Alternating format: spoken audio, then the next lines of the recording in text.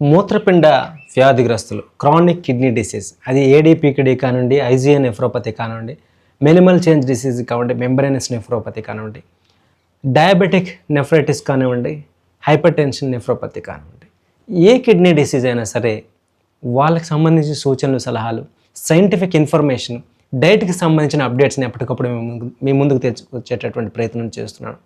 So ఈరోజు గత సంవత్సర కాలంగా ఈ కిడ్నీ వ్యాధిగ్రస్తులకు సంబంధించి జరిగిన అప్డేట్స్ మేము ముందుకు తీసుకొచ్చే ప్రయత్నం అయితే నేను చేస్తున్నాను. సో ఈ వీడియో చివరి దాకా చూడండి. సో ఇన్ఫర్మేషన్ వీడియో మొత్తం కూడా చూడండి. మినిమం 1 గంట పాటు వీడియో ఉంటుంది. ఇంపార్టెంట్ పాయింట్స్ని రాసుకోండి, తద్వారా మీకు చాలా ఉపయోగం అయితే కలుగుతుంది. ఈ వీడియోలో ప్రధానంగా నేను sodium, potassium, calcium, phosphorus, magnesium లాంటి మినరల్స్ని ఎలా బ్యాలెన్స్ చేసుకోవాలి, ప్రోటీన్ని ఎలా మెయింటైన్ చేసుకోవాలి, ప్రోటీన్ లీకేజ్ని ఎలా ప్రివెంట్ చేసుకోవాలి, ఫ్యాట్స్ని ఏ విధంగా తీసుకోవాలి, ఫైబర్ని మనం ఎలా కంట్రోల్ చేసుకోవాలి, షుగర్, అదేవిధంగా ఆర్టిఫిషియల్ స్వీట్నెస్ విషయం గురించి ఈ వీడియోలో మనం తెలుసుకుంటాం. అలాగే డైట్కి సంబంధించి డేస్ డైట్, మెడిటేరియన్ డైట్, ప్లాడో డైట్ ఉన్నాయి.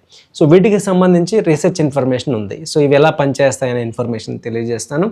అలాగే మీల్ ప్లానింగ్ స్ట్రాటజీస్, లేబుల్ ఎలా రీడ్ చేయాలి, సో మనం కార్యాచరణలో ఎటువంటి టిప్స్ పాటిస్తే మనం కిడ్నీ డ్యామేజ్ మరింత అవ్వకుండా కాపాడుకోవచ్చు, మనల్ని మనం రక్షించుకోవచ్చు అనే అంశాలని ఈ వీడియోలో నేనైతే తెలియజేసే ప్రయత్నం అయితే చేస్తాను. చూడండి. సో ప్రధానంగా క్రానిక్ కిడ్నీ డిసీజ్ అనేది ఒక సైలెంట్ ఎపిడమిక్, మనకు తెలియకుండా వస్తుంది. సో ప్రతి 5గురిలో ఒకరు క్రానిక్ కిడ్నీ డిసీజ్తో బాధపడుతున్నారు. ప్రతి 10 మందిలో 9 మందికి అసలు వాళ్ళ కిడ్నీ డిసీజ్ ఉందనేది తెలియదు. ఈరోజు కిడ్నీ ఫెయిల్ అయిపోవడానికి ప్రధాన కారణం డయాబెటీస్, 44% కారణం. అంటే 100 మంది కిడ్నీ పేషెంట్లో 44 మంది డయాబెటీస్ వల్లే వాళ్ళ కిడ్నీ ఫెయిల్ అవుతుంది. తర్వాత కారణము బ్లడ్ ప్రెషర్, బీపీ, అది 30% కారణం అవుతుంది. ఇది శాస్త్రీయ పరిశోధన. ఇది కాకుండా ఇంకొక సీక్రెట్ కారణం ఉంది, అది వీడియోలో మనం చెప్పలేము. అది దానివల్ల ఐజిఎన్ నెఫ్రోపతి వస్తుంది. సో చూద్దాం, నియర్ బై ఫ్యూచర్ చెప్పగలమేమో. అన్నీ కూడా మనం చెప్పేస్తాము, నిజాలు మాట్లాడతాం అంటే అవ్వదు ఇప్పుడు. సో ఈరోజు బ్రెస్ట్ క్యాన్సర్ కన్నా మహిళల్లో వచ్చేది, స్త్రీలలో వచ్చేటువంటి ప్రోస్టేట్ క్యాన్సర్ కన్నా కిడ్నీ డ్యామేజ్ అనేది అత్యంత ప్రమాదకరమైనటువంటి ఒక సమస్యగా మారింది. సో కిడ్నీని మనం మెయింటైన్ చేయాలంటే న్యూట్రిషనే ప్రధానమైనటువంటి థెరపీ అనేది గుర్తించండి. సో ఇందులో భాగంగా సాల్ట్ని, అంటే ఎస్పెషల్లీ సోడియంని కంట్రోల్ చేయడం అనేది చాలా కీలకం. సోడియంని రోజుకి 2 గ్రాములు డైలీ తీసుకునే ప్రయత్నం అయితే చేయండి. అంటే 1 టీ స్పూన్కి మించకుండా జాగ్రత్త పడండి. సోడియంని ఎప్పుడైతే తగ్గించారో బ్లడ్ ప్రెషర్ తగ్గుతుంది. సుమారుగా 8 నుంచి 10 mmHg బీపీ తగ్గుతుంది. అంటే 130 ఉన్నవాడికి 120 అవుతుంది. 120 నుంచి 110కి తీసుకొని రావచ్చు. అలాగే ఎవరైతే యూరిన్లో ప్రోటీన్ లీక్ అవుతుందో ప్రోటీన్ లీకేజ్ తగ్గుతుంది ఉప్పును తగ్గించుకుంటే కనుక. అలాగే కిడ్నీ ప్రొటెక్ట్ అవుతుంది, కిడ్నీ డ్యామేజ్ అవ్వడం, ప్రోగ్రెస్ అనేది ఆగుతుంది ఉప్పును తగ్గించుకుంటే. కాబట్టి ఇది పాటించండి. అలాగే ఎవరైనా ఏసీ ఇన్హిబిటర్స్, ఏఆర్బిస్ అంటే angiotensin converting enzymes, angiotensin receptor blockers లాంటి బీపీ మెడిసిన్ వాడుతూ ఉంటే కనుక వాళ్ళలో ఈ ఉప్పును తగ్గించడం వల్ల ఆ మెడిసిన్ ఎఫెక్టివ్గా పనిచేయడానికి అవకాశం ఉంటుందనేది గమనించండి. అలాగే మెడిసిన్ ఎఫెక్టివ్గా పనిచేయడానికి కూడా మనకి ఉప్పును తగ్గించుకోవడం చాలా అవసరం అనేది గుర్తించండి. సో అలాగే సోడియం రెస్ట్రిక్ట్ చేస్తూ బ్లడ్ ప్రెషర్ మెడిసిన్ ప్రాపర్గా తీసుకోవడం వలన మనము 40 నుంచి 50% ప్రోటీన్ లీకేజ్ని మనం ఆపుకోగలుగుతాము. చూడండి. అలాగే మనం ఉప్పుని ఎప్పుడైతే మనం తగ్గించుకుంటామో ఫ్లూయిడ్ వాల్యూమ్, బాడీలో వాపులు రావడం అనేది తగ్గుతుంది. అలాగే మెడిసిన్ యొక్క డోస్ తగ్గుతుంది, వాటి యొక్క సైడ్ ఎఫెక్ట్స్ తగ్గుతాయి. అలాగే ప్రోటీన్ లీకేజ్ అనేది 1.68 grams per day నుంచి 0.85 grams per day వరకు లీకేజ్ మనం తగ్గించేదానికి అవకాశం ఉంటుంది సోడియంను తగ్గించడం వల్ల. కాబట్టి మనము సోడియం అనేది మనం ఏమనుకుంటామంటే మనం తీసుకునే టేబుల్లో మనం వేసుకునే ఉప్పే అనుకుంటాం. ఇది కాకుండా మనకు కనిపించకుండా చాలా ఉప్పు అనేది మన కిడ్నీ పేషెంట్స్కి అందుతూ ఉంటుంది. సీకేడీ పేషెంట్స్లో సోడియం ప్యాకేజ్డ్ ఫుడ్స్ ద్వారా రెస్టారెంట్లో కానీ హోటల్లో కానీ మనం బయట ఆహారం టిఫిన్స్ కానీ చేసేటప్పుడు ఎక్కువ సోడియం మన బాడీలోకి వెళ్ళిపోతుంది. కాబట్టి ఏమైనా ప్యాకేజ్డ్ ఫుడ్ తీసుకుంటే అన్నెసరీ కండిషన్లో లేబుల్ని చదవండి, లో సోడియం ఫుడ్స్ని తీసుకునే ప్రయత్నం అయితే చేయండి. అలాగే సర్వింగ్ సైజుని తగ్గించుకునే ప్రయత్నం అయితే చేయండి. అలాగే బ్రెడ్లో కూడా ఉప్పు ఉంటుంది. క్యాన్డ్ సూప్స్లో కానీ, మాంసాహారంలో కానీ, రెస్టారెంట్లో తీసుకునే ఫుడ్లో కానీ ఉప్పు ఉంటుంది. కాబట్టి వీలైనంత వరకు ఫ్రెష్ ఫుడ్స్, వెజిటబుల్స్, ఫ్రూట్స్ తీసుకునే ప్రయత్నం చేయండి, ఉప్పును తగ్గించుకోండి. తర్వాత సోడియం తర్వాత అంతే ఇంపార్టెంట్ అయినటువంటి కీలకమైన అంశం ఏంటంటే పొటాషియం. పొటాషియం అనేది సీకేడీ పేషెంట్స్లో, కిడ్నీ ఫెయిల్యూర్ పేషెంట్స్లో చాలా కీలకమైనటువంటి అంశం. ముఖ్యంగా జనరల్గా ఇది నెర్వ్ నాడుల ఫంక్షన్కి, కండరాలు సరిగా పనిచేయడానికి, బీపీని కంట్రోల్లో ఉంచడానికి, రెగ్యులేట్ చేయడానికి ఇది ఉపయోగపడుతుంది. సో ఒక మనిషికి ఆరోగ్యవంతుడికి అయితే కనుక 3500 మిల్లీగ్రాముల నుంచి, అంటే 3 గ్రాములు, 4700 మిల్లీగ్రాములు, 4 నుంచి 5 గ్రాముల వరకు డైలీ మనకు అవసరం. ఇంత తీసుకున్నప్పుడు గుండె యొక్క పనితీరు బాగా ఉంటుంది. కానీ ఎర్లీ స్టేజ్ సీకేడీ పేషెంట్స్లో, అంటే stage 1, stage 2A, 2B, 3A, 3B వరకు వాళ్ళు నార్మల్గా పొటాషియం అనేది మెయింటైన్ చేసుకోవచ్చు. బ్లడ్ ప్రెషర్, బ్లడ్ లెవెల్స్లో స్టేబుల్గా రీడింగ్స్ ఉంటాయి. కానీ సీకేడీ అడ్వాన్స్ అవుతున్న కొలది ఇండివిజువలైజ్డ్ ల్యాబ్ రిజల్ట్ ఆధారంగా మనం దాని డోసేజ్ అనేది చూసుకోవాల్సి ఉంటుంది. సో ఎప్పుడైతే మనం పొటాషియంని కంట్రోల్ చేసుకోగలుగుతామో, కార్డియోవాస్కులర్ డిసీజ్ రాకుండా కాపాడుకోగలుగుతామో, సో దీన్ని మానిటర్ చేసుకోవడం అనేది చాలా కీలకం. ఇప్పుడు బ్లడ్ ప్రెషర్ మీద కూడా దీని ప్రభావం పడుతుంది. మనం ఉదాహరణకి పొటాషియం ప్రాపర్గా తీసుకోగలిగితే బీపీని తగ్గిస్తుంది. అది 4 నుంచి 2 దాకా mmHg బీపీని తగ్గించేటువంటి అవకాశం ఉంది. సీకేడీకి విషయంలో పొటాషియం అయితే కొద్దిగా జాగ్రత్త తీసుకోవాల్సి ఉంటుంది, రిస్క్ ఉంటుంది. ఎక్కువ సీకేడీ పేషెంట్స్లో, కిడ్నీ ఫెయిల్యూర్ పేషెంట్లో పొటాషియం పెరిగిపోతే దాన్ని హైపర్ క్యాలీమియా అంటారు. సో అది చాలా డేంజర్ అవుతుంది, కార్డియాక్ ఫంక్షన్ అనేది డ్యామేజ్ అవుతుంది. కాబట్టి మనం డైట్లో ప్లాంట్ బేస్డ్ డైట్ మనం తీసుకోవడం, వెజిటబుల్స్ తీసుకునేటప్పుడు మానిటర్ చేసుకోవడము, లీచింగ్ అంటే వాటిని నానబెట్టి తినడం లాంటి ప్రక్రియలు అనేది మనము చేయాలి. సాల్ట్ సబ్స్టిట్యూట్స్, అంటే ఉప్పు వాడడం వల్ల ప్రమాదము, వాపులు వచ్చేస్తున్నాయి అనే ఉద్దేశంతో చాలామంది సాల్ట్ సబ్స్టిట్యూట్ వాడతారు. ఇందులో పొటాషియం క్లోరైడ్ ఉంటుంది. సో పొటాషియం క్లోరైడ్లో పొటాషియం ఎక్కువైపోతుంది కదా, అది కూడా మీరు గమనించండి. దీనివల్ల హైపర్ క్యాలేమియా వస్తుంది.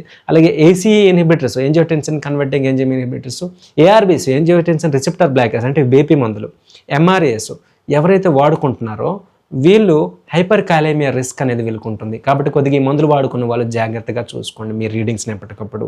సో పొటాషియం అనేది మనకు అవసరం, కానీ అది పెరిగితే ప్రమాదం, తగ్గినా ప్రమాదమే. కాబట్టి సేఫ్ రేంజ్లో మెయింటైన్ చేసుకోవాలి. 3.5 నుంచి 5 మిల్లీమోల్స్ పర్ లీటర్ కన్నా వేరియేషన్ రాకుండా చూసుకోండి. ప్రతిరోజు కూడా మనం ప్రాపర్గా మనం పొటాషియం మెయింటైన్ చేసుకోగలిగితే కనుక 11% స్ట్రోక్ రిస్క్ మనం తగ్గించుకోవచ్చు.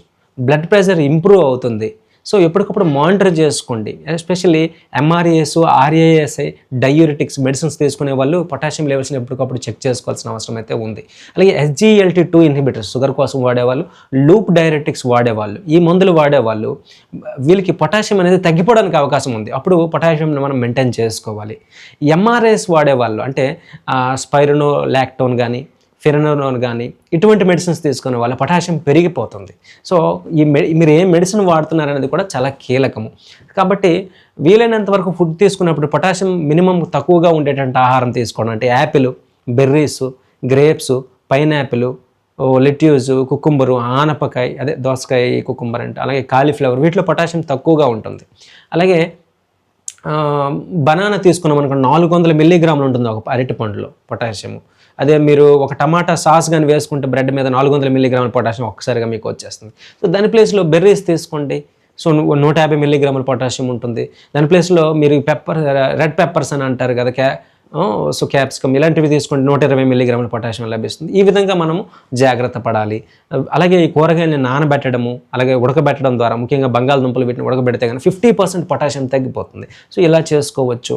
కాబట్టి ఎప్పుడూ కూడా గుర్తుంచుకోండి, మీ బ్లడ్ టెస్టులు, మీరు వాడుతున్న మందులు, మీరు సీకేడీ ఏ స్టేజ్లో ఉన్నారు అనే దాని మీద ఆధారపడి పొటాషియం మీరు కంట్రోల్ చేసుకోవాలి. సో సోడియం అయిపోయింది, పొటాషియం అయిపోయింది, ఇంకా కీలకమైనది ఏంటంటే కాల్షియం. కాల్షియం విషయంలో, కాల్షియం తీసుకునేటప్పుడు సీకేడీ పేషెంట్స్ చాలా జాగ్రత్తగా ఉండాలి. కాల్షియం మనకు అవసరం, ముఖ్యంగా మన బోన్ హెల్త్కి కానీ, మన రక్తనాళాలు ఆరోగ్యంగా ఉండడానికి కానీ.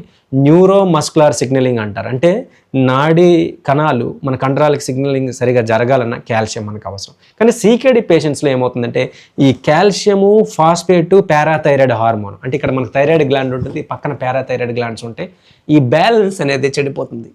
సో బోన్ డిసీజ్ రావడానికి అవకాశం ఉంది.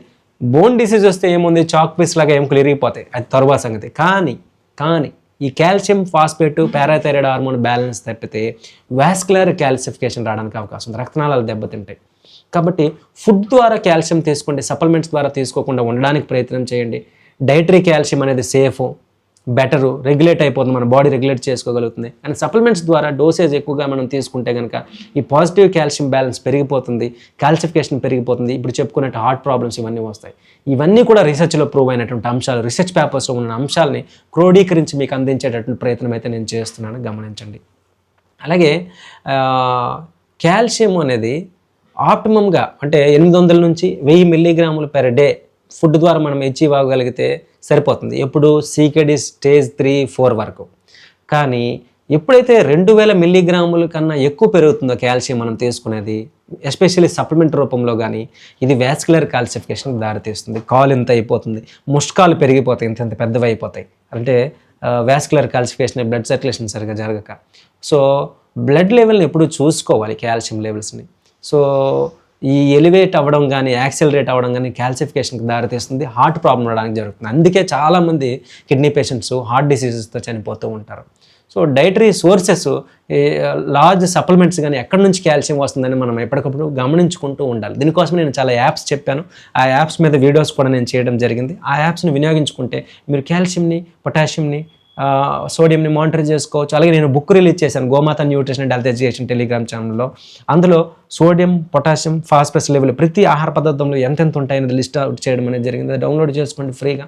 సో కాల్షియంని మేనేజ్ చేసుకోండి. రోజుకి 800 నుంచి 1000 మిల్లీగ్రాములు ఇది ఫుడ్ నుంచి వచ్చేటట్టు చూసుకోండి, సప్లిమెంట్స్ రూపంలో రాకుండా జాగ్రత్త పడండి. అలాగే ఫాస్ఫరస్ గురించి తర్వాత మాట్లాడుకుంటాం. ఫాస్ఫేట్ బైండర్స్ ఉంటాయి, ఫాస్ఫరస్ ఎక్కువగా అయిపోతే అది ప్రమాదం కాబట్టి వాటిని తగ్గించడం కోసం అందులో కాల్షియం బేస్డ్ ఫాస్ఫేట్ బైండర్స్ ఉంటాయి. అవి తీసుకోవడం వల్ల కాల్షియం పెరిగిపోతుంది చూడండి. సో అటువంటి సందర్భంలో మీరు చూసుకోండి, కాల్షియం ట్రాక్ చేయండి, ఫాస్ఫరస్ని ట్రాక్ చేయండి, పారాథైరాయిడ్ హార్మోన్ ట్రెండ్స్ ఎలాగ ఉన్నాయో చూడండి, డైటరీ చేంజెస్ చేసుకోండి. So over the counter calcium supplements ఎప్పుడు తీసుకోకండి. యాంటాసిడ్ మెడిసిన్స్లో కూడా కాల్షియం ఎక్కువగా ఉంటుంది కాబట్టి ఎప్పుడు కూడా మీ మెడిసిన్ తీసుకునేటప్పుడు మీ డాక్టర్ సలహా మేరకు దాన్ని కంట్రోల్ చేసుకోవడం అనేది చాలా కీలకం. అలాగే ఫాస్ఫరస్ అండి, ఫాస్ఫరస్ అనేది ఎక్కువగా ప్రాసెస్డ్ ఫుడ్స్ నుంచి మనకు వస్తుంది. బోన్ హెల్త్కి ఇది కావాలి, దంతాల ఆరోగ్యానికి ఇది కావాలి, ఆ కణాల యొక్క పొరలు ఆరోగ్యకరంగా ఉండాలంటే ఇది కావాలి, ఎండోథీలియల్ ఫంక్షన్ ప్రాపర్గా ఉండాలంటే ఇది కావాలి, ఎనర్జీ మెటబాలిజం, ఏటీపీలో ఫాస్ఫేట్స్ ఉంటాయి, ఎడ్నోసిన్ ట్రైఫాస్ఫేట్ అంటారు, ఎడ్నోసిన్ డైఫాస్ఫేట్ అంటారు కావాలి. కానీ ఇది ఎక్కువైపోతే చాలా చాలా డేంజరస్, ఎస్పెషల్లీ CKD పేషెంట్స్లో కిడ్నీ ఫంక్షన్ అనేది తగ్గిపోతుంది. ఫాస్ఫేట్స్ ఎక్స్క్రీట్ అవ్వ బాడీ నుంచి బయటికి వెళ్ళవు CKD పేషెంట్స్లో. CKD పేషెంట్లో హైపర్ ఫాస్ఫేటిమియా సమస్య వస్తుంది ఫాస్ఫేట్ పెరిగిపోతే. కొంతమందిలో సెకండరీ హైపర్ పారాథైరాయిడిజం అని అంటారు, అంటే పారాథైరాయిడ్ హార్మోన్స్ ఎక్కువగా రిలీజ్ అవుతాయి. దీనివలన మనకి CKDలో MBD అని అంటారు, అంటే మినరల్ బోన్ డిజార్డర్స్ రావడానికి అవకాశం ఉంటుంది. సో బోన్స్ డ్యామేజ్ అయిపోతాయి, నడుము నొప్పి వస్తుంది విపరీతమైన, సో ఫ్రాక్చర్స్ అవడానికి అవకాశం ఉంటుంది. కాబట్టి వీలైనంత వరకు ఫాస్ఫరస్ని అవాయిడ్ చేయాలి.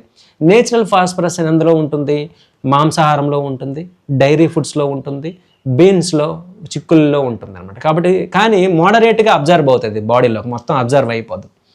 కానీ ఫుడ్ ఎడిటివ్స్ అంటే ప్రాసెస్డ్ ఫుడ్స్లో మాత్రం ఎక్కువ ఫాస్ఫరస్ ఉంటుంది, తొందరగా అబ్జర్వ్ అయిపోతుంది బాడీలోకి.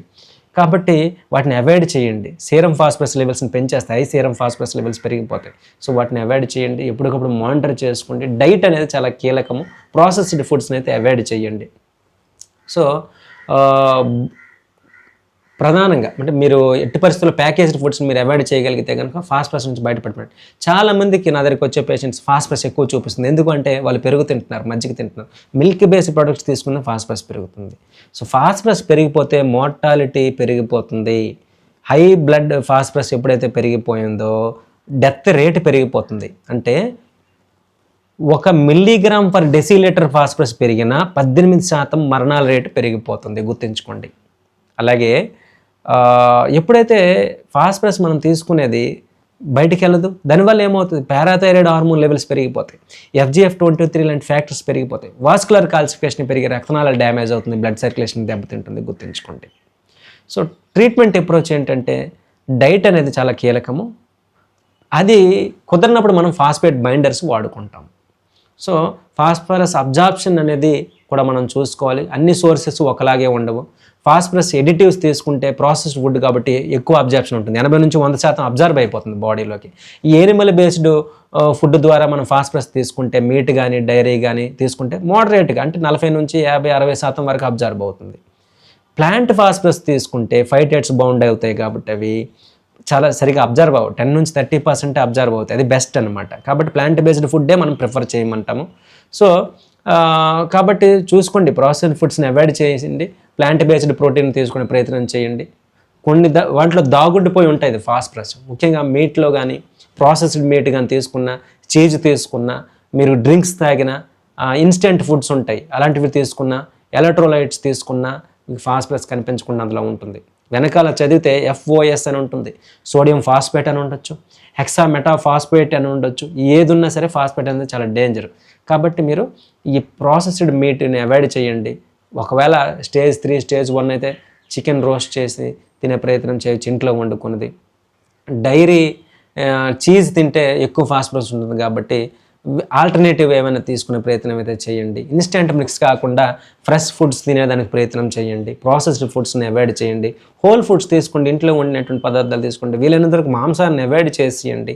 తద్వారా ఫాస్ఫరస్ బర్డెన్ అనేది మన బాడీ మీద తగ్గుతుంది. సో డైట్నే ప్రధానంగా ఇంపార్టెన్స్ ఇవ్వడం ద్వారానే మనం ఫాస్ఫరస్ని కంట్రోల్లో ఉంచవచ్చు. అదర్ దెన్ దట్ మనకి వేరే ఆప్షన్స్ ఏటి లేవు. కాబట్టి ప్లాంట్ బేస్డ్ ప్రోటీన్ సోర్సెస్ ద్వారా మనం వీలైనంత వరకు మనం తీసుకుంటే ఫాస్ఫరస్ అబ్జార్ప్షన్ అనేది మనం తగ్గించుకోవచ్చు.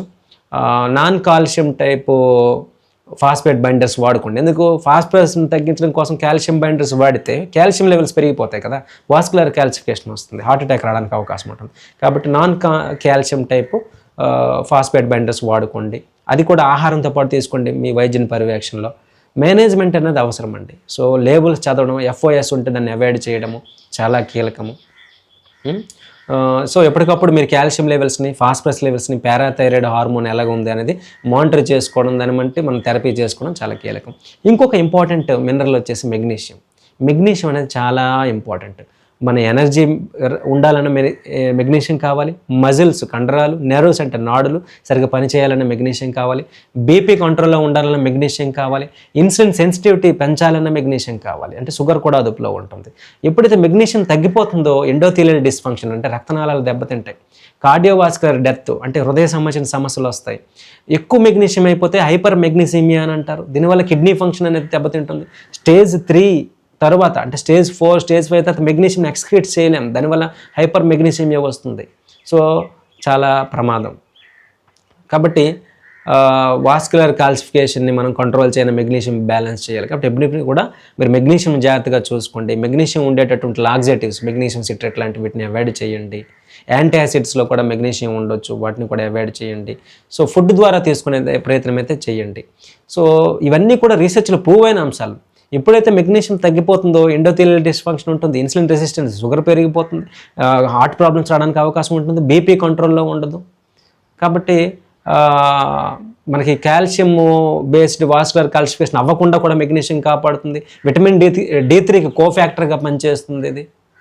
సో మెగ్నీషియం అవసరమే, కానీ CKD అడ్వాన్స్ అయిపోయిన సందర్భంలో మెగ్నీషియం కంటైన్ లాక్సేటివ్స్ కానీ యాంటీ యాసిడ్స్ కానీ మనం ఫుడ్ కానీ ఎక్కువ తీసుకోవడం వలన మనకి ఇబ్బంది అవుతుంది. So proper magnesium plant foods నుంచి తీసుకోవచ్చు. Whole grains, legumes, leafy grains, nuts, seeds తీసుకున్నారనుకోండి, మెగ్నీషియం ప్రాపర్గా వస్తుంది, సరిపోతుంది మనకి. సో మెడిసిన్ ద్వారా వచ్చినప్పుడు అది ఇబ్బంది కలుగుతుంది. కాబట్టి ఎప్పుడు కూడా మీరు సప్లిమెంట్స్ కానీ ఏవైనా తీసుకున్నప్పుడు కొద్దిగా మెజర్ చేసుకోవడం అనేది చాలా కీలకం. తర్వాత కీలకమైన అంశము ప్రోటీన్ అండి. ప్రోటీన్ని మేనేజ్ చేసుకోవడం కిడ్నీ పేషెంట్స్కి అనేది చాలా ఇంపార్టెంట్. సో మీరు ఎప్పుడు కూడా ప్రోటీన్ రోజుకి 0.6 నుంచి 0.8 grams per kg per day protein అనేది మనం వాడాలి. ఇది కోక్రేన్ రీసెర్చ్లో వెలువడినటువంటి అంశాలు. దీంతోపాటు మనం క్యాలరీస్ని 30 నుంచి 35 kilo calories per kg per day ఉండేటట్టు చూసుకుంటే మాల్ న్యూట్రిషన్ రాదు, ఎనర్జీ పడిపోకుండా శక్తివంతంగా మన పనులు మనం చేసుకునేదానికి అవకాశం ఉంటుంది. అలాగే క్వాలిటీ అంటే ఎటువంటి ప్రోటీన్ తీసుకుంటున్నారు అనేది ఇంపార్టెంట్. ప్లాంట్ బేస్డ్ ప్రోటీన్ అయితే మంచిది, యాసిడ్ లోడ్ తగ్గుతుంది, ఫాస్ఫరస్ అబ్జార్ప్షన్ అనేది జరగదు, uraemic toxins, పీక్రిసైల్ sulphate, indole sulphate ఇలాంటివి పెరగకుండా ఉంటాయి. సో ప్రమాదం ఉండదు. కానీ రెడ్ మీట్ కానీ మాంసం తీసుకున్నారనుకోండి, ఇందులో CKD తొందరగా పెరిగిపోతుంది, ESRD end stage renal disease రావడానికి అవకాశం ఉంటుంది, యాసిడ్ లోడ్ పెరిగిపోతుంది, హీమయోరిన్ పెరిగిపోయి ఆక్సిడేటివ్ స్ట్రెస్ పెరిగిపోతుంది, యూరిమిక్ టాక్సిన్స్ పెరిగిపోతాయి, దుర్వాసన వస్తుంది, దురదలు వస్తాయి. కాబట్టి ఈ రెడ్ మీట్ ప్లేస్లో మీరు చక్కగా అంటే సాల్మన్, ట్యూనా, మెకరెల్ లాంటి ఫిష్ తీసుకోవడము, పౌల్ట్రీ, అప్పుడప్పుడు ఎగ్, వీటన్నిటి బదులు లెగ్యూమ్స్ తీసుకున్నాను అనుకోండి, ప్లాంట్ బేస్డ్ ఫుడ్, అసలు సమస్య లేదు. కాబట్టి ప్లాంట్ రిచ్ డైటే మనం తీసుకోవాలి. దీనివల్ల 20% ఆల్బుమిన్ క్రియాటిన్ రేషియో తగ్గుతుంది ప్లాంట్ బేస్డ్ ప్రోటీన్ తీసుకుంటే. రెడ్ మీట్ తీసుకుంటే ఈ రిస్క్ అనేది 40% పెరిగిపోతుంది. హార్ట్ ఫెయిల్యూర్ రిస్క్ అనేది పెరిగిపోతుంది 40%. సో ఏనిమల్ ఫ్యాటు అలాగే ఏనిమల్ మీట్ మైక్రో ఆల్బుమిన్ని పెంచేస్తాయి అన్నమాట. కాబట్టి వీటిని అవాయిడ్ చేసే ప్రయత్నం చేయండి. హోల్ గ్రెయిన్స్, ఫ్రూట్స్, వెజిటబుల్స్, లో ఫ్యాట్ ఫుడ్ తీసుకునేటంటే మనకు చాలా బెనిఫిట్స్ అనేవి ఉంటాయి. కాబట్టి ఆ ప్రయత్నం చేయండి. సో ఓవరాల్గా చూసుకుంటే లో ప్రోటీన్ డైట్ తీసుకోవాలి. మరి ప్రోటీన్ కూడా మన మెటబాలిజంకి అవసరం కదా, కొన్ని ఎమినో యాసిడ్స్ అవసరం బాడీ ఫంక్షన్ ఉండాలంటే. అందుకే కీటో ఎన్లాగ్స్ వచ్చేయండి. కీటో ఎన్లాగ్స్ మీ వైద్యం పర్యవేక్షణలో తీసుకోండి. సో అవి ప్రోటీన్ యొక్క మన బాడీకి సరిపడే అంశాలు మనకు అందిస్తాయి. So 0.3 grams per kg per day ప్రోటీన్తో పాటు, అంటే ప్లాంట్ బేస్డ్ ప్రోటీన్తో పాటు కీటో యాసిడ్స్ కానీ ఎసెన్షియల్ ఎమినో యాసిడ్స్ కానీ సప్లిమెంట్ రూపంలో తీసుకున్నాం అనుకోండి, మెటబాలిజం వర్కౌట్ అయిపోతుంది. దీనివల్ల మన డయాలసిస్ డిలే 1 year వరకు డిలే చేసుకోవచ్చు అని రీసెర్చ్లో ప్రూవ్ అయింది. సో కాబట్టి అలాగే మనకి ఈ హార్ట్ డిసీజ్ అంటే డయాలసిస్ యొక్క రిస్క్ని 70% దాకా మనం తగ్గించుకోవచ్చు. సో కిడ్నీ ఫెయిల్యూర్ అవ్వకుండా ప్రొటెక్ట్ చేసుకోవడానికి అవకాశం ఉంటుంది. సో ఇదండి. సో అలాగే క్యాలరీస్, ఎనర్జీ మెటబాలిజం సరిగ్గా ఉండడానికి 30 నుంచి 35 kilo calorie per KG per day తీసుకుంటే మాల్ న్యూట్రిషన్ రాదు. సో ప్లాంట్ బేస్డ్ ఫుడ్ తీసుకోండి, తద్వారా ఫాస్ఫరస్ పెరగదు, యాసిడ్ లోడ్ కూడా పెరగదు. మనం మెటబాలిక్ ఎసిడోసిస్ గురించి వీడియో చివరిలో కూడా మాట్లాడతాం, చూడండి. సో వెయిట్ని ఎప్పటికప్పుడు మానిటర్ చేసుకోండి, ఆల్బుమిన్ లెవెల్స్ని కంట్రోల్ చేసుకోండి, ల్యాబ్స్ చూసుకోండి, ఎవ్రీ మంత్ కూడా మీరు రిపోర్ట్స్ తీసుకోండి. సో రీనల్ న్యూట్రిషనిస్ట్ని కలవడం ద్వారా, నెఫ్రాలజీ టీమ్ని మీరు కలవడం ద్వారా, అప్రోచ్ అవ్వడం ద్వారా మీ డైట్ని మీరు కంట్రోల్ చేసుకోండి. అలాగే ప్రోటీన్ తీసుకునేటప్పుడు మైక్రోబయము, యూరిమిక్ టాక్సిన్స్ని మెయింటైన్ చేయడం అనేది చాలా కీలకం. అంటే ప్రాపర్ మైక్రోబయం ఎప్పుడైతే మనకు ఉంటుందో యూరిమిక్ టాక్సిన్స్ లేకుండా చేస్తుంది. సో ప్రోటీన్ తీసుకుని మైక్రోబయం ప్రాపర్గా లేదనుకోండి మన గట్లో, యూరిమిక్ టాక్సిన్స్ పెరిగిపోతాయి. ముఖ్యంగా యానిమల్ ప్రోటీన్ తీసుకుంటే ఇవి బ్రేక్ డౌన్ అయ్యేటప్పుడు మనకి ఇండాక్సిల్ సల్ఫేటు, ప్రీకిసైల్ సల్ఫేటు లాంటివి పెరిగిపోతాయి. ఇవి ఎప్పుడైతే పెరిగిపోయావో ఆక్సిడేటివ్ స్ట్రెస్ పెరిగిపోతుంది, ఇన్ఫ్లమేషన్ పెరిగిపోతుంది, వాస్కులర్ డ్యామేజ్ అంటే రక్తనాళ చెడిపోవడం ఎక్కువ అవుతుంది. దీనివల్ల బాడీ అంతా డ్యామేజ్ అవుతుంది. కాబట్టి హయ్యర్ టాక్సిన్స్ ఉంటాయి. దీనివల్ల రిస్క్ ఆఫ్ సీకడి ప్రోగ్రెషన్ పెరిగిపోతుంది, మరణాల శాతం కూడా పెరుగుతుంది. అదే ప్లాంట్ డామినెంట్ డైట్ తీసుకున్నాం అనుకోండి, ప్లాంట్ బేస్డ్ ప్రోటీన్ తీసుకున్నాం, ఫైబర్ ఎక్కువగా ఉంటుంది, అది కూడా ఎక్కువ తీసుకుంటాం. దీనివల్ల టాక్సిన్స్ అనేవి 20 నుంచి 30% అనేది తగ్గిపోతాయని పరిశోధనలో నిరూపితమైంది. వీటితో పాటు ప్రీబయోటిక్ ఫుడ్ అంటే రెసిస్టెంట్ స్టార్చ్ అని అంటాం, soluble fibre, insoluble fibre, inulin లాంటివి తీసుకుంటే మనకి ఇండాక్సిల్ సల్ఫేటు, ప్రీకిసైల్ సల్ఫేట్ 20% వరకు తగ్గుతున్నాయి. ఈ విధంగా ప్లాంట్ బేస్డ్ ఫుడ్ తీసుకోవడం వల్ల 2-3 monthsలో అది జరిగింది, పరిశోధనలో నిరూపితమైంది. కాబట్టి ఫైబర్ ఎక్కువగా ఉండే ప్లాంట్ బేస్డ్ ఫుడ్ తీసుకోండి, ప్లాంట్ ప్రోటీన్ పెంచుకోండి, ఫ్రూట్స్ తినండి, వెజిటబుల్స్ తినండి, హోల్ గ్రెయిన్స్ తినండి, ఫైబర్ ఎక్కువగా ఉండేటువంటి ఫుడ్ తినండి. రెడ్ మీటు, ప్రాసెస్డ్ ఫుడ్ తినొద్దు. ప్రీబయోటిక్ ఫైబర్స్ తీసుకోండి, చక్కగా ప్రోబయోటిక్స్ తీసుకోండి, whole food plant based diet తీసుకోండి. కాబట్టి ఏదో ఒక సింగిల్ ప్రొడక్ట్ మీద మీరు డిపెండ్ అయ్యే ప్రయత్నం అయితే చేయొద్దు. నెక్స్ట్ వచ్చేసి ఫ్యాట్ అండి. ఫ్యాట్ కూడా మన మెటబాలిజంకి అవసరం, ఫ్యాట్కి కూడా కీలకమే. కాకపోతే ఎప్పుడైతే మీరు శాచురేటెడ్ ఫ్యాట్ తీసుకుంటారో దానివల్ల ఏమవుతుందంటే 33% ఆల్బుమినీరియా లీకేజ్ రిస్క్ అనేది పెరిగిపోతుంది యూరిన్ ద్వారా. అలాగే ఈ హై శాచురేటెడ్ ఫ్యాట్ తీసుకోవడం వలన ఆల్బుమినియాతో పాటు సీకేడీ రిస్క్ కూడా పెరిగిపోతుంది. దాని బదులు మీరు mono unsaturated fatty acid, poly unsaturated fatty acids అంటారు, అంటే మ్యూఫాసు, ప్యూఫాసు అని అంటారు. ఇవి తీసుకోండి. దీనివల్ల సీకేడీ రిస్క్ తగ్గుతుంది, కార్డియోవాస్కులర్ రిస్క్ తగ్గుతుంది. కాబట్టి ఆలివ్ ఆయిల్ని, అవకాడో ఆయిల్ని, నట్స్ని, సీడ్స్ని, ఆయిల్ బదులు నట్స్ని, సీడ్స్ తినండి. అందులో కావాల్సిన ఆయిల్ నేచురల్గా దొరుకుతుంది. ఫ్యాటీ ఫిష్ తినవచ్చు, లేదంటే ఒమేగా-3 ఫ్యాటీ యాసిడ్ సప్లిమెంట్స్ తీసుకోవచ్చు. సో ఇలా చేయండి. ట్రాన్స్ ఫ్యాట్స్ ఎట్టి పరిస్థితుల్లో అవాయిడ్ చేయండి. దానివల్ల ఏమవుతుందంటే ఇన్ఫ్లమేషన్ పెరిగిపోతుంది, cardiovascular death risk, CKD risk కూడా పెరిగిపోతుంది. సో ఇది గుర్తుంచుకోండి. తర్వాత కీలకమైనటువంటి విషయం ఏంటంటే ఫైబర్ అండి. ఫైబర్, పీచు పదార్థం అనేది చాలా అవసరం. మనం తీసుకునేటటువంటి వెజిటబుల్స్లో, ఫ్రూట్స్లో, వీటన్నిటిలో కూడా ఫైబర్ ఉంటుంది. ఎక్కువగా ఫ్లాక్స్ సీడ్స్లో ఫైబర్ ఉంటుంది. అందుకే నేను ప్రతి కిడ్నీ పేషెంట్కి ఫ్లాక్స్ సీడ్స్ తినమంటాను రోజుకు 3-4 సార్లు. సో ఫైబరు అంటే ఒక రోజుకి 33.5 గ్రాములు ఒక రోజుకి తీసుకునే ప్రయత్నం చేయండి. మినిమం 15 గ్రాములు రోజుకు తీసుకుంటే సీకేడి వచ్చే సమస్య 53% తగ్గిపోతుంది. సో ప్రతిరోజు 5 గ్రాములు ఒక ఫైబర్ మనం తీసుకోగలిగాం అనుకోండి, మనకి 11% సీకేడి రిస్క్ తగ్గిపోతుంది. మోర్టాలిటీ బెనిఫిట్స్ ఉన్నాయి. అంటే 10 గ్రాములు ఫైబర్ ఎవరైతే తీసుకుంటున్నారో 19% ఆల్ కాజ్ మోర్టాలిటీ, అన్ని రకాలుగా మరణాలు అనేవి తగ్గుతున్నాయి సీకేడి అన్ని స్టేజుల్లో కూడా. సో ఫైబర్ అంత ఇంపార్టెంట్, దీన్ని మనం నెగ్లెక్ట్ చేస్తున్నాం. డైట్ చెప్పేటప్పుడు ఎవరు వినరు దీన్ని. ఫ్లాక్స్ సీడ్స్ తినండి అంటే ఎవరు వినరు, చియా సీడ్స్ తినండి అంటే ఎవరు వినరు, అకేషియా గమ్ తినండి, ఇన్యులిన్ తినండి అని చెప్తాం. సో అవి నోట్ చేసుకునే వాడుకునే ప్రయత్నం చేయండి. దీనివల్ల గ్లైసమిక్ కంట్రోల్ బాగుంటుంది, షుగర్ లెవెల్స్ కంట్రోల్లో ఉంటాయి, లిపిడ్స్ కొవ్వులు ప్రాపర్గా ఉంటాయి, ఇన్ఫ్లమేషన్ రాదు, గట్ మైక్రోబయం అనేది దెబ్బతినకుండా ఉంటుంది, దానివల్ల యూరిమిక్ టాక్సిన్స్ రావు, హెల్తీగా ఉంటాడు మనిషి. సో వీటిని ఎవరో పాటించరు. కాబట్టి ఫైబర్ విషయంలో రోజుకి 25 నుంచి 30 గ్రాముల ఫైబర్ తీసుకునేటట్లు చూడండి. ఇది రీసెర్చ్లో ప్రూవ్ అయిన అంశాలు నేను చెప్తున్నాను. అంటే ఏం చేయాలి? లెగ్యూమ్స్ తినాలి, వెజిటబుల్స్ తినాలి, బెర్రీస్ తినాలి, ఓట్స్ తినాలి, హోల్ గ్రెయిన్స్ తినాలి, ఇందాక చెప్పినవి. సప్లిమెంట్ రూపంలో తీసుకోవాలంటే అకేషియా గమ్ ఉంది, ఫైసీలియం హస్క్ ఉంది, ఇన్యులిన్ ఉంది. సో డైట్ ఒక్కటే చాలదన్నప్పుడు ఇలా చేయండి. కానీ టైట్రేట్ చేయాలి. ఫైబర్ ఒక్కసారిగా ఎక్కువ తీసుకుంటే డైజెస్టివ్ ఇష్యూస్ వచ్చేస్తాయి, సార్ ఇబ్బంది పడిపోతారు. సో ఫైబర్తో పాటు వాటర్ని ప్రాపర్గా తీసుకోవడం, గ్రాడ్యువల్గా ఫైబర్ని ఇంక్రీజ్ చేయడము. పొటాషియం పెరుగుతుంది. సో పొటాషియం పెరుగుతుంది లేదా మనం అబ్జర్వ్ చేసుకోవడం, టెస్ట్లో ప్రాపర్గా వాటర్ తీసుకుంటున్నామో లేదో చూడడం, ఇవి ఇంపార్టెంట్ అనమాట. సో ఈ విధంగా మీరు ఫైబర్ని మేనేజ్ చేయగలిగారంటే కనుక మీకు గ్యాస్ట్రిక్ ఇష్యూస్, గ్యాస్ట్రిక్ ట్రబుల్ రాకుండా మీరు మేనేజ్ చేసుకోవచ్చు. తర్వాత షుగర్ అండి. సో అన్ని పదార్థాల్లో షుగర్ ఉంది. ఒక మాటలో చెప్పాలంటే షుగర్ని ఎలిమినేట్ చేయమంటాను, కానీ కొన్ని విషయాలు అయితే మనం నేర్చుకుందాము. షుగర్ కానీ sweet and beverages, cool drinks కానీ తాగడం వల్ల 19% సీకేడి రిస్క్ పెరిగితే, జీరో షుగర్ అని రాసి ఉంటుంది కానీ స్వీట్గా ఉంటాయి, అంటే ఆర్టిఫిషియల్ స్వీట్ అండ్ బెవరేజెస్ అంటారు. దీనివల్ల 26% సీకేడి రిస్క్ పెరుగుతుంది. చూడండి, అందుకే డైట్ సోడాస్ అంటారు, అంటే బరువు పెరగము, అందులో షుగర్ ఉండదు అంటారు. అది ఎవరైతే వాడతారో వాటిలో 83% ఈఎస్ఆర్డి రిస్క్ పెరుగుతుంది. 7 గ్లాసులు వారానికి ఒక 7 గ్లాసులు ఆ డ్రింక్ తాగినా చాలు. ఈ షుగర్ కలిపినట్టు, అంటే జీరో షుగర్ అని చెప్పినట్టు డ్రింక్ రోజుకు ఒకటి తాగితే 26% కిడ్నీ ఫెయిల్ అయిపోతుంది. షుగర్ ఉన్న డ్రింక్ తాగితే 19% కిడ్నీ ఫెయిల్ అవ్వడానికి అవకాశం ఉంది. ఈ డైట్ సోడాలు తాగితే వారానికి 7, అంటే రోజుకోటి తాగితే 83% ఈఎస్ఆర్డి కిడ్నీ ఫెయిల్ అయిపోవడానికి అవకాశం ఉంది. కాబట్టి ఇన్సులిన్ రెసిస్టెన్స్ పెరిగిపోతుంది, అంటే షుగర్ కంట్రోల్లో ఉండదు. యూరిక్ యాసిడ్ పెరిగిపోతుంది. డినోవా లిపోజెన్సిస్ అంటారు, అంటే మనం తీసుకున్న కార్బోహైడ్రేట్స్ అన్నీ కూడా బ్యాడ్ ఫ్యాట్గా కన్వర్ట్ అయిపోతాయి. ఇంత రిస్క్ ఉంది. కాబట్టి షుగర్ని మీరు అవాయిడ్ చేయండి. సో మనము సుక్రోజ్ నుంచి వచ్చే స్వీట్నెస్ ఒక భాగం అనుకుంటే, సుక్రలోజ్ తీసుకుంటే మనకి 600 రెట్లు ఎక్కువ స్వీట్గా ఉంటుంది. స్టీవియా తీసుకుంటే 200 నుంచి 300 రెట్లు ఎక్కువ స్వీట్గా ఉంటుంది. మాక్ ఫ్రూట్ తీసుకున్నాం అనుకోండి 100 నుంచి 250 రెట్లు స్వీట్గా ఉంటుంది.